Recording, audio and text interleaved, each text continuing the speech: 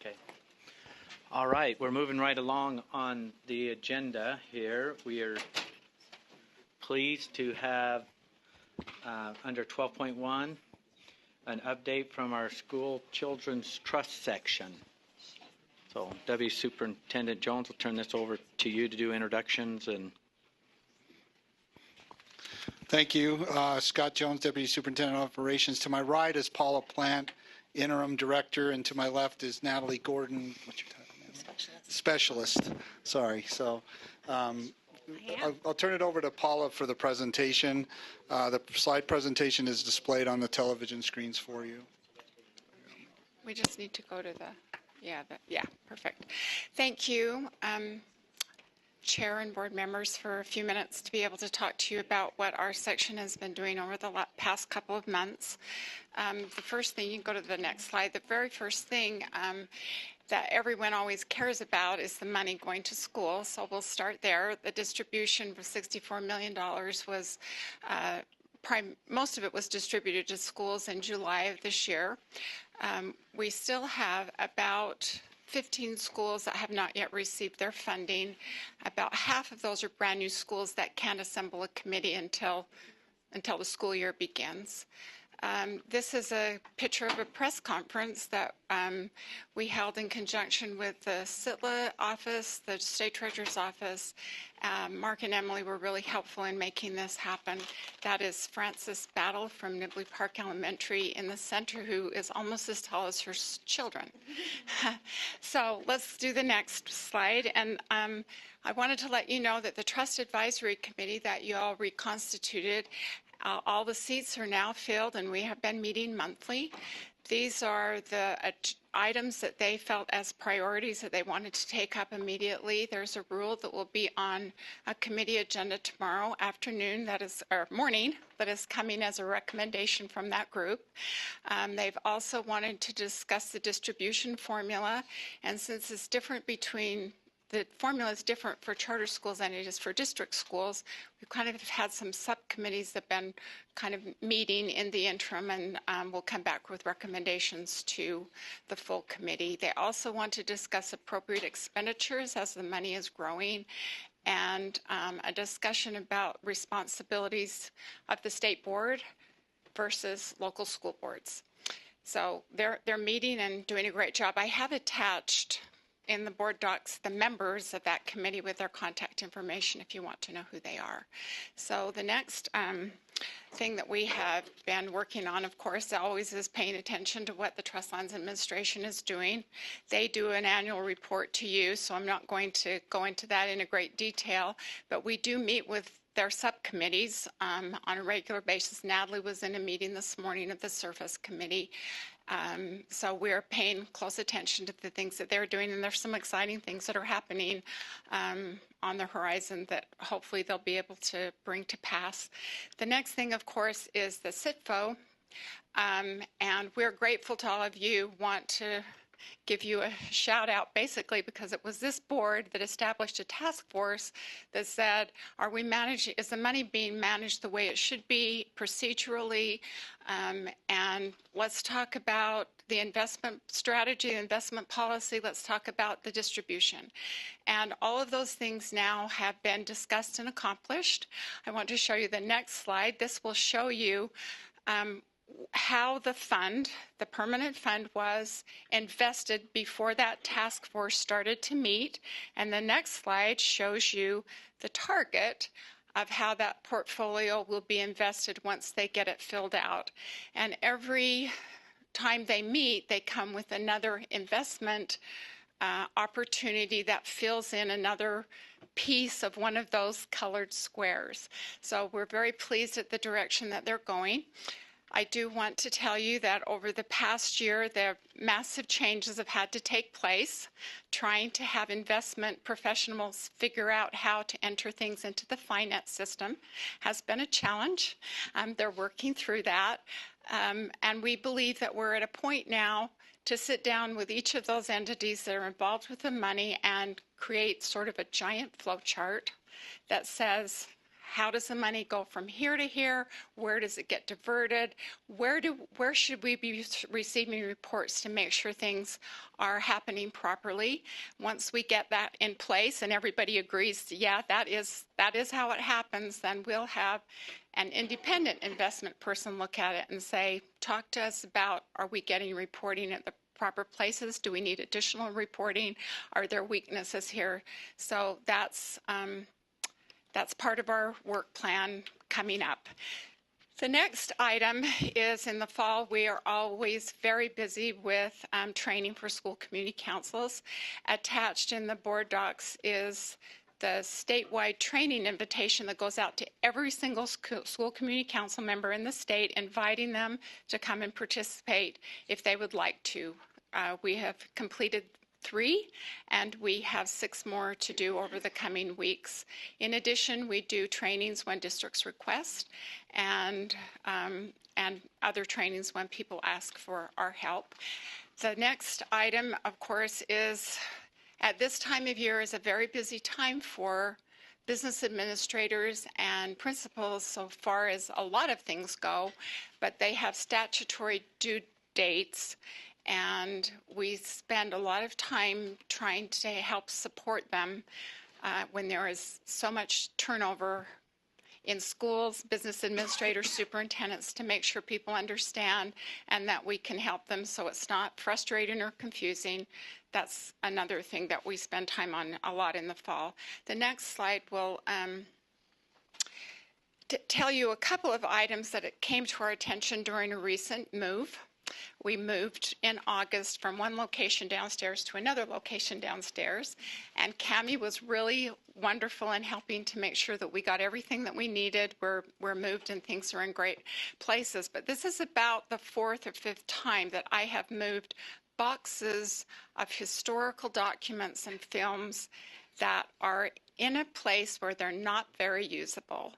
And so Karen Rupp in our office has taken on the responsibility, and she's working with Jerry Record to try and get those in a digital format so that they will be useful going forward and not become some kind of archival thing that is not useful to anyone. You should give Karen a shout out, Jazz Hands, Karen, so they know who you are. Wave so they know who you are. And then in addition to that, recognizing that we will be having a new director coming on soon, we are recognizing that we don't really have an up-to-date policies and procedures manual. And so we're trying to make time to make sure that a new person coming into this position understands what we do, why we do it, and when we do it, and who we do it with, and all of those sorts of things. So we're making time for that. I think this is the last thing that I wanted to bring to your attention. I've done a lot of thinking. We've had some discussions in our office about our responsibility for advocacy for the trust.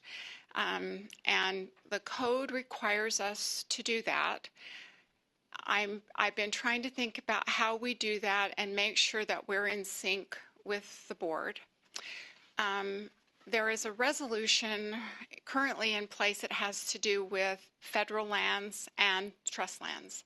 And it has served us very well when we have had to advocate for the position of the school children in that UTTR exchange, the Utah Test and Training Range. That's been very helpful, and in other federal land issues. It seems to me that maybe the solution is to have other resolutions similar so that when we speak in defense of the trust of the school children, that we're in a place that the board is comfortable. So I know you don't have time to discuss that today. I'm just bringing it to you as a possible solution to some past difficulties. If you have any questions? Yes. Oh, Board Member Lear. I had 3 questions. First of all, do you have a schedule of TAC meetings? Because I went to one and I found it very informative and would like to come, but it seems like we get a hit or miss invitation about them. We can send that to you. Yeah, just on, if we could get it a few months in advance, I don't think I think don't need we- an annual we- schedule, but Okay. We've Something got like that. kind of a regular schedule, and it sometimes moves because other things move, but we'll get it to you. And then second question was, are you giving some thought? I've heard talking with school districts, some concern about that, and I was at a community council meeting just last week where a pretty sophisticated school, and there was a lot of, I felt like, misunderstanding about what they could use their funds for. And if you got, is that one of the things on your planning horizon to maybe rediscuss the use of funding and try to clarify that for school districts and charters? That's one of the items that the Trust Advisory Committee has as a priority that they want to discuss. Because I Absolutely. would just wholeheartedly like that sooner rather than later. And then the third thing is, you mentioned you do training for districts. Do you also train with charter schools? Yes. Okay, In fact, Natalie was with them earlier this week. thanks. Thanks for the information. Okay. Board Member Belknap. I personally, because I deal with this as a recipient, I appreciate all the upfront information. It helps us be better community council members, and the trainings are very, very helpful. Do you ever see where you might record one for those who can't get to one, who have new members that year, but they can't get to it, especially from rural areas, so they could at least watch it even as a group? Thank you for asking that question. That actually was on my list of assignments for this fall, and a couple of things had to come off the list. That's okay. But it is on the list, and when we're fully staffed, that's absolutely, because we get a lot of requests from people who say, your trainings are great, we'd love to come, but we just can't come at the time you're offering it. So we would like to have a number of short trainings that a council could show at the beginning of a council meeting that is relevant to what they're going to be discussing that day. So that's what we're pushing towards. Did you have a follow-up? Yeah, just even for easier right now, because the short little vignettes will be awesome. But even if you recorded one where you were, even with all the questions and answers, it would be really valuable for those who could not attend, who especially are new to councils. Thank That you. wouldn't take much work. Thank you. Any other questions or comments? I would just like to add, I just want to thank you and make sure it gets pushed all to your staff and that. Thank you for what you do. There's a lot of fun things as I've toured schools and that, and we get into the trust lands and what they're doing. Real exciting things. And if you could pass that appreciation on to your staff, and then also to SITLA and SITFO as you're interacting. It's very difficult for the stars to align so we can come and support and everything, but real excited. We've followed their agendas and meeting schedules and the outcomes on it, and they're really doing a good job and you guys also for the school children in the state of Utah. And it's very contagious. I hope this momentum that you have is just going to keep continuing to grow and that moving forward. It's getting to be a very significant, creating a significant impact for our public education. So thank you. Anything else you want to add? Board Member Cannon? Well, I really appreciate all you do too, and think you guys have done a wonderful job. I just had a question that occurred to me. So this last year was the first year we distributed some additional money, was $64 million. Going forward, of course, we know that investments go up and down and so forth.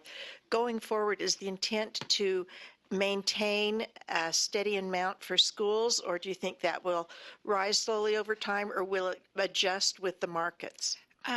Thank you for that question, because there is some confusion out there as we've been meeting with schools that this additional money was because the investments are making tons more money right now, and that's not accurate.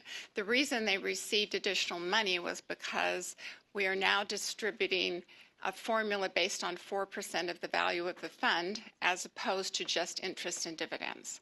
So there was an increase this year. It was because that passed the voters and we had half a year of an increased distribution. that there will be an increase again the second half of this upcoming year, because now we'll have the second half of the year. So there'll be a bump. And then after that, it's going to level out and just gradually move forward, hopefully at an uphill. Yeah. Sure. Okay, any other questions or comments? Seeing none, thank you very much. Thank you.